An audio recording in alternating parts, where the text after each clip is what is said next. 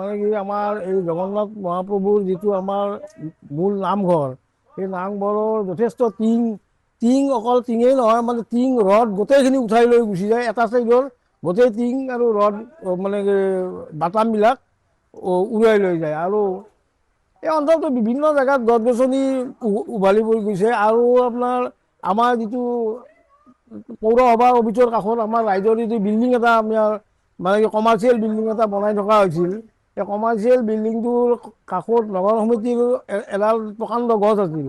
সেই গছডাল আহি মানে গোটেই হেৰিটোতে ওপৰতে পৰিছে আৰু গোটেই আমাৰ পোষ্টবিলাকৰ ৰডবিলাক ওলাই আছিল, এই ৰডবিলাক চব মানে বেন হৈ গৈছে। আজি বহু বছৰৰ মূৰত এইটোৱে এটা সৰ্ববৃহৎ ধুমুহা। আৰু আগতে যদিও হৈছিল, যদিও আমাৰ ইয়াত ইমান এটা ক্ষয় ক্ষতি হোৱা নাছিল। এইবাৰ যিমান ক্ষয় ক্ষতি হৈছে, মানে আগতে এনেকুৱা ধৰণৰ ক্ষয় ক্ষতি আমাৰ ইয়াতে হোৱা নাছিল। মেইন ৰাস্তাবিলাক আছে, সেই ৰাস্তাত মানে কি গছবিলাক উভালি গৈ যাতায়াতৰ মানে বিৰাট অসুবিধা হৈ গৈছে।